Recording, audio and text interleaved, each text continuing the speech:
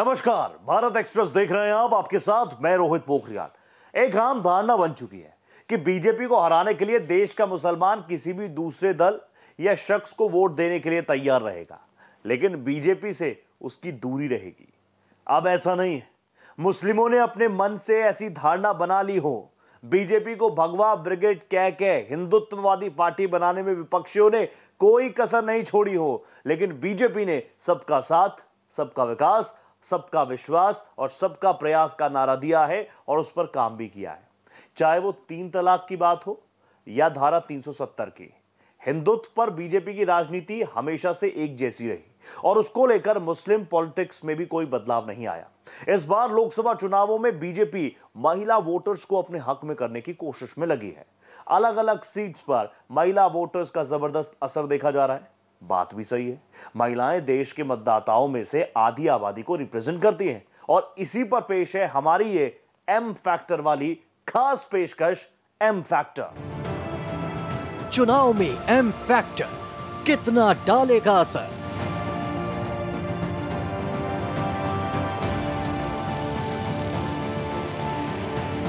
मोदी, मुस्लिम और महिला voter.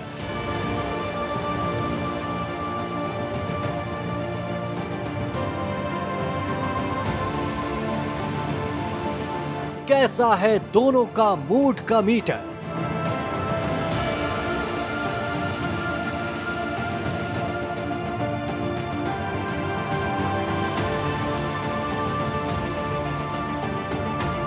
Vote calculator में कितना अहम एम फैक्टर?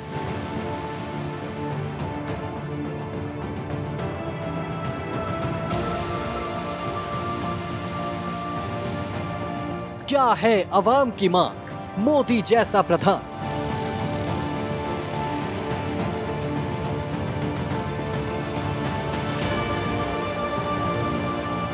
क्या मोदी का विकास रथ है देश का जनपथ?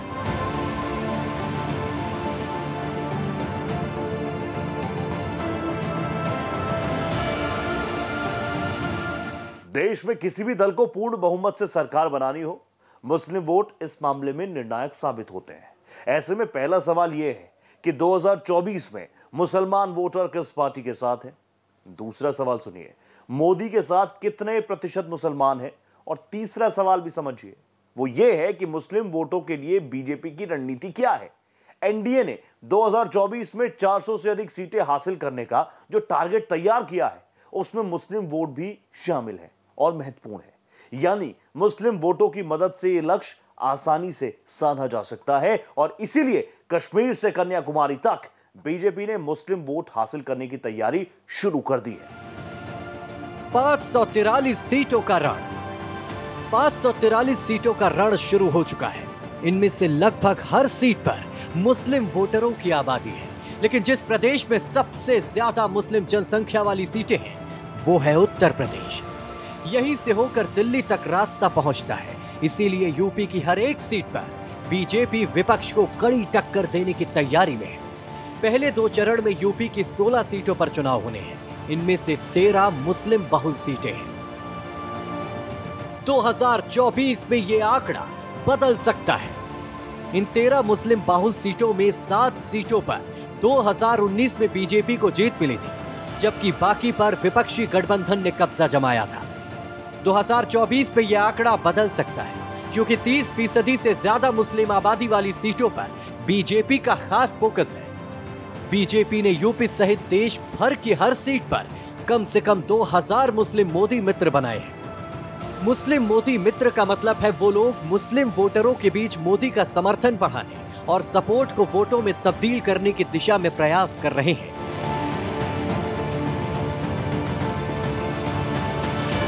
18 लाख से ज्यादा मुस्लिम मोदी मित्र।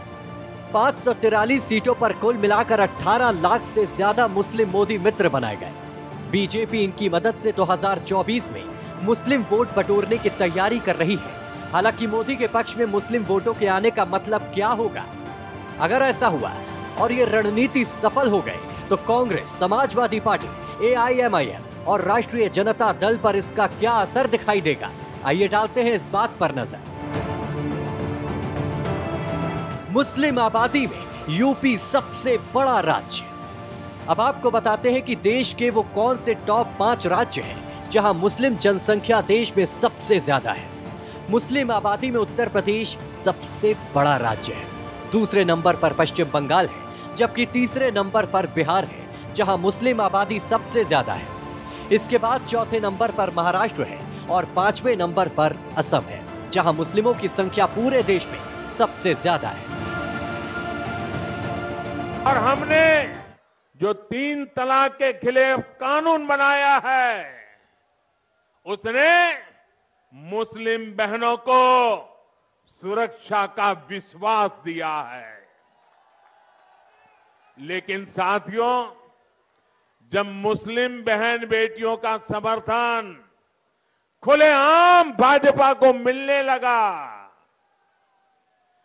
जब मुस्लिम बेटियां 1-1, 2 मिनट के अपने वीडियो डालने लगी, भाजपा की सरकार की तारीफ करने लगी, सदियों के बाद इतना बड़ा सम्मान मिला, इसके लिए गौरव गान करने लगी, तो जो कुछ वोटों के ठेकेदार होते हैं उनकी नींद हराम हो गई।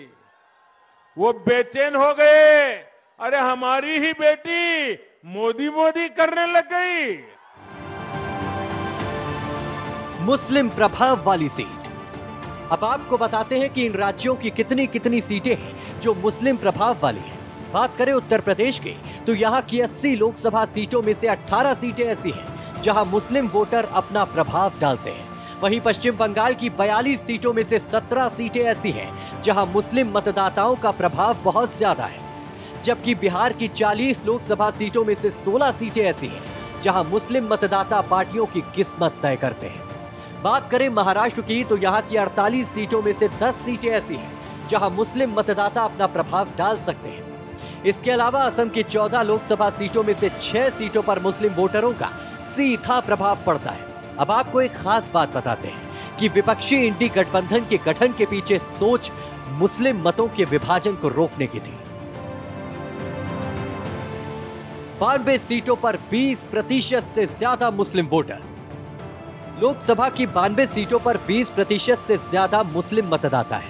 वहीं 41 सीटों पर 21 से 30% मुस्लिम मतदाता, 11 सीटों पर 41 से 50% मुस्लिम मतदाता है, 24 सीटों पर 31 से 40% मुस्लिम मतदाता है, 16 सीटों पर 50% से भी ज्यादा मुस्लिम मतदाता। उत्तर प्रदेश, बिहार, पश्चिम बंगाल और असम जैसे राज्यों में ये मतदाता वर्ग काफी असरदार माना जाता है।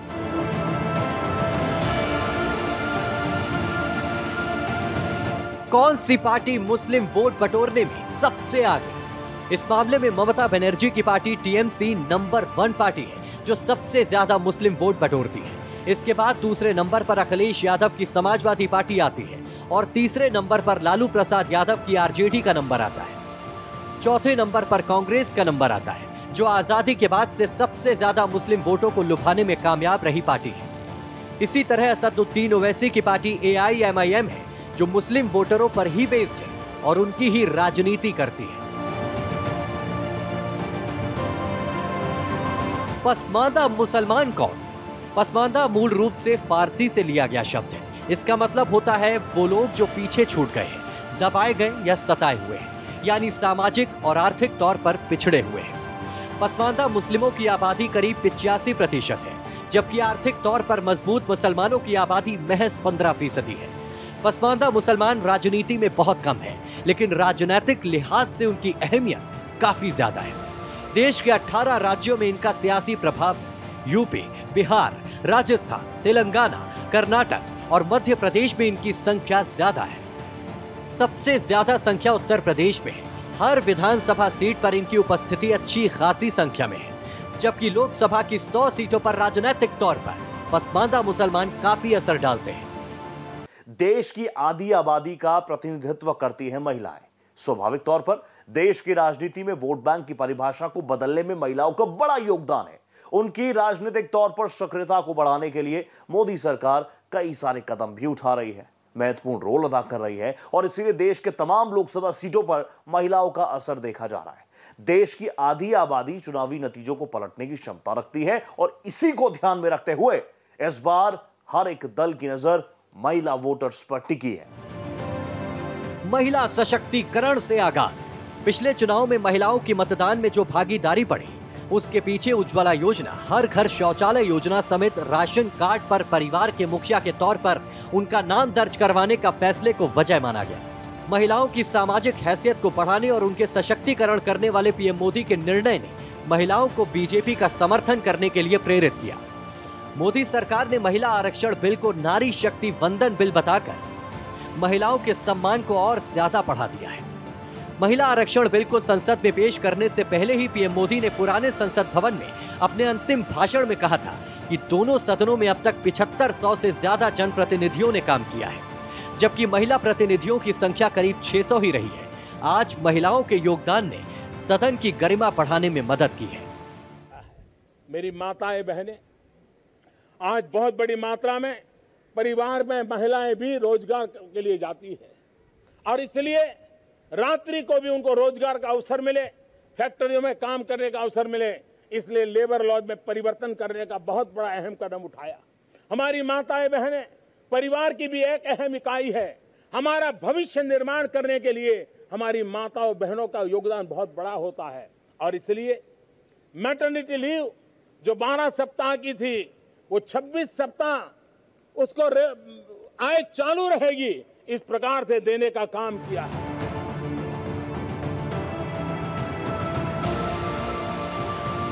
आधी आबादी का दम।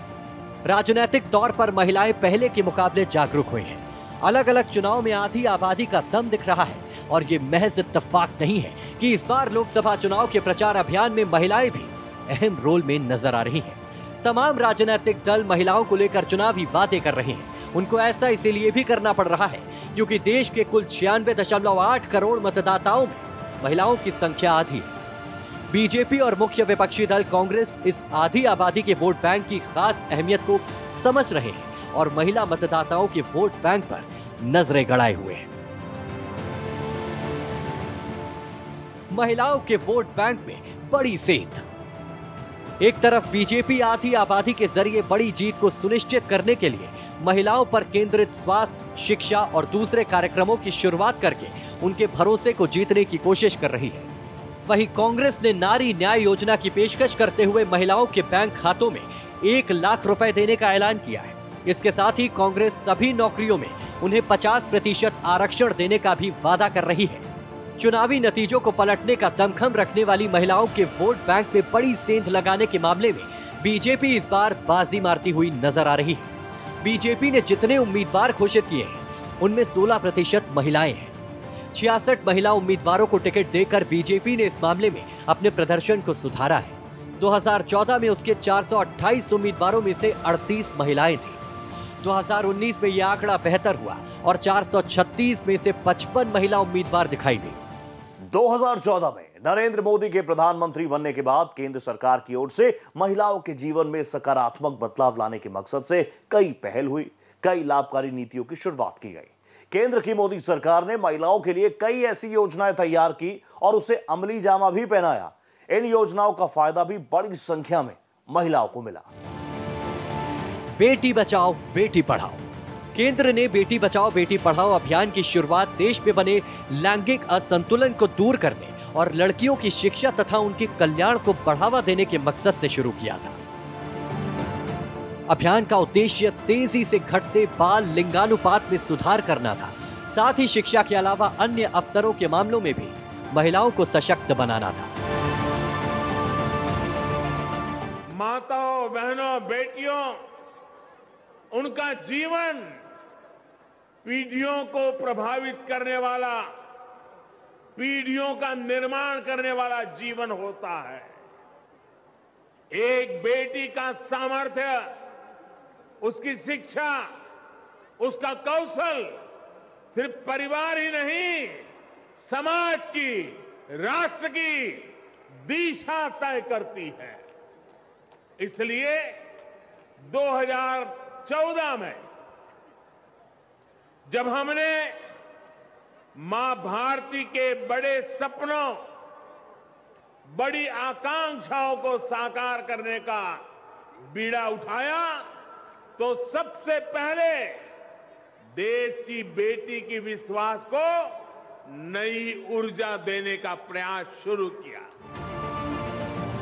प्रधानमंत्री उज्ज्वला योजना ये सरकार की कामयाब योजनाओं में से एक है। इस योजना का मकसद ये था कि गरीबी रेखा से नीचे के परिवारों को खाना पकाने के लिए स्वच्छ ईंधन उपलब्ध कराया जाए। इसके जरिए महिलाओं को पारंपरिक तरीके से यानी चूल्हे पर खाना पकाने की जगह लिक्विफाइड पेट्रोलियम गैस यानी एलपीजी पर ले जाना था। इससे महिलाओं के स्वास्थ्य में खास सुधार आया और इंडोर पोल्यूशन में भी कमी आई। साथियों, उज्ज्वला योजना की वजह से आज देश के 8 करोड़ गरीब परिवारों के पास भी गैस कनेक्शन मौजूद है। इस योजना से गरीब के जीवन में क्या परिवर्तन आया है, ये कोरोना के दौरान हम सभी ने फिर एक बार महसूस किया है।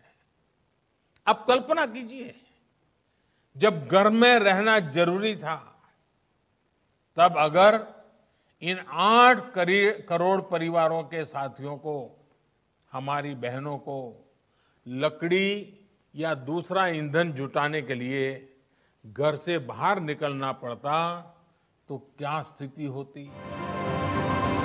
सुकन्या समृद्धि योजना। सुकन्या समृद्धि योजना एक ऐसी बचत योजना है जो माता पिता को अपनी बेटियों की वित्तीय सुरक्षा में निवेश करने को लेकर प्रोत्साहित करती है। ये लंबी अवधि के लिए एक बचत योजना है और जो लड़कियों की उच्च शिक्षा और शादी पर होने वाले खर्च के लिए खासी वित्तीय मदद करती है। मातृत्व लाभ अधिनियम। मोदी सरकार ने महिलाओं के हित में एक और अहम फैसला लिया। मातृत्व अवकाश के समय को 12 हफ्ते से बढ़ाकर 26 हफ्ते करने के लिए मातृत्व लाभ अधिनियम में संशोधन किया गया। इस बड़े बदलाव से महिलाओं को डिलीवरी के बाद रिकवर होने और अपने नवजात बच्चे की देखभाल करने के लिए ज्यादा समय मिल सका है। साथ ही कर्मचारियों की एक निश्चित संख्या वाले संस्थानों में वर्क फ्रॉम होम का विकल्प और क्रेच की सुविधाओं को भी शामिल किया गया है। हमने बेटी के जन्म से लेकर जीवन के चक्र में हर अवस्था में महिलाओं को सशक्त करने के लिए योजनाएं बनाई, अभियान चलाए। साथियों, बेटियां कोख में ही ना मरी जाएं, वो जन्म लें, इसके लिए हमने बेटी बचाओ बेटी पढ़ाओ अभियान के माध्यम से समाज की चेतना को जगाने का प्रयास किया। आज परिणाम यह है कि देश के अनेक राज्यों में बेटियों की संख्या में बहुत वृद्धि हुई है। 3 तलाक बिल। मुस्लिम महिलाओं के लिए 3 तलाक किसी अभिशाप से कम नहीं था। मोदी सरकार ने अपने कार्यकाल में ट्रिपल तलाक बिल पेश किया था। ये बिल लोकसभा में पास हो चुका है, लेकिन अभी इसको राज्यसभा में पारित किया जाना बाकी है। लेकिन सरकार ने बिल को अध्यादेश लाकर कानून की शक्ल दे दी है, जिसमें 3 तलाक देने पर 3 साल की सजा का प्रावधान भी कर दिया गया है। मेरी मुसलमान बहन, उसका क्या गुनाह? कोई ऐसे ही टेलीफोन पर 3 तलाक बोल दे और उसकी जिंदगी तबाह हो जाए।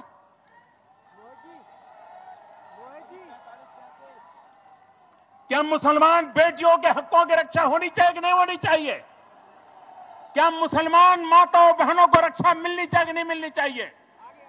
क्या मुसलमान बहनों को समानता का अधिकार मिलना चाहिए कि नहीं मिलना चाहिए? कुछ मुस्लिम बहनों ने अदालत में अपने हकों की लड़ाई लड़ी। सुप्रीम कोर्ट ने हमें पूछा कि आप भारत सरकार क्या कहती है। हमने साफ साफ अपने शब्दों में कहा कि माताओं बहनों पर कोई अन्याय नहीं होना चाहिए, संप्रदाय के आधार पर भेदभाव नहीं होना चाहिए। प्रधानमंत्री मुद्रा योजना। केंद्र की इस योजना का मकसद छोटे और सूक्ष्म उद्यमों को वित्तीय मदद प्रदान करना है, जिनमें से कई का मालिकाना हक और संचालन महिलाओं के पास है। इस योजना के जरिए महिलाओं को सस्ती ब्याज दरों पर लोन की पेशकश भी की गई है। जिससे महिलाओं को अपना बिजनेस शुरू करने और उसे बड़ा आकार देने में मदद मिलने लगी है। उद्यमशीलता को हर भारतीय के लिए सहज बनाने में मुद्रा योजना की बहुत बड़ी भूमिका है। बिना गारंटी के बैंक लोन की इस योजना ने महिला उद्यमियों, मेरे दलित, पिछड़े, आदिवासी उद्यमियों का एक बहुत बड़ा वर्ग देश में तैयार किया है और नए नए क्षेत्रों में किया है, दूर सुदूर गांवों में किया है। इस योजना के तहत अभी तक लगभग 19 लाख करोड़ रुपए ऋण के तौर पर दिए गए हैं। 19 लाख करोड़ रुपए, और लोन लेने वालों में लगभग 7 करोड़ ऐसे उद्यमी हैं जिन्होंने पहली बार कोई उद्यम शुरू किया है और वो एक नए उद्यमी बने हैं। यानी मुद्रा योजना की मदद से 7 करोड़ से अधिक साथी पहली बार स्वरोजगार से जुड़े हैं, और खुद जुड़े इतना ही नहीं है, किसी ने 1 को, किसी ने 2 को, किसी को 3 को अपने यहां रोजगार दिया है। वो जॉब सीकर नहीं, वो जॉब क्रिएटर बना। स्वच्छ भारत अभियान, इस अभियान से स्वच्छता के मामले में बड़ा बदलाव आया। लगातार चलाए जा रहे अभियान की वजह से आज लोग अपने आसपास की स्वच्छता पर ध्यान देने लगे हैं। इस अभियान का फायदा महिलाओं को भी हुआ, क्योंकि उनके स्वास्थ्य और सुरक्षा पर खासा असर पड़ा है। हर घर शौचालय की वजह से महिलाओं को होने वाली असुविधा और असुरक्षा में बड़ा बदलाव आया है। क्रांतिकारी परिवर्तन, मोदी सरकार की पिछले 10 सालों में लाई गई कई योजनाएं हैं जिनकी वजह से महिलाओं के जीवन स्तर पर क्रांतिकारी परिवर्तन दिखाया है। आज महिलाएं पहले की तुलना में ज्यादा सशक्त होती जा रही हैं। उनके जीवन स्तर में उल्लेखनीय सुधार आया है। बड़ी संख्या में महिलाएं अपने पैरों पर खड़ी हो रही हैं और ये बदलाव लगातार गतिमान है। चुनाव किसी भी देश में हो, चुनावों में कुछ ऐसे खास फैक्टर होते हैं जो नतीजों पर सीधा सीधा प्रभाव डालते हैं। भारत में चुनाव और प्रधानमंत्री नरेंद्र मोदी इसका उदाहरण है। मोदी लगातार तीसरी बार स्पष्ट बहुमत से सरकार बनाने वाले पहले गैर कांग्रेसी प्रधानमंत्री बन सकते हैं। संभावना इसकी प्रबल है। आज मोदी लोकप्रियता में वैश्विक नेताओं में भी सिरमौर है। उनकी रेटिंग करीब 78%, 78% है, जो अमेरिकी राष्ट्रपति जो बाइडेन से करीब दुगनी है। सर्वे में वो अपनी पार्टी बीजेपी से भी अधिक लोकप्रिय है। बीजेपी लोकसभा ही नहीं, विधानसभा चुनावों में भी उनके ही चेहरों पर दाव लगाती है। और आज प्रधानमंत्री नरेंद्र मोदी एक ब्रांड बन चुके हैं। इसी के साथ हमारी इस खास पेशकश में फिलहाल इतना ही। देश प्रदेश की हर बड़ी खबर, हर अपडेट के लिए आप बने रहिए भारत एक्सप्रेस के साथ। नमस्ते।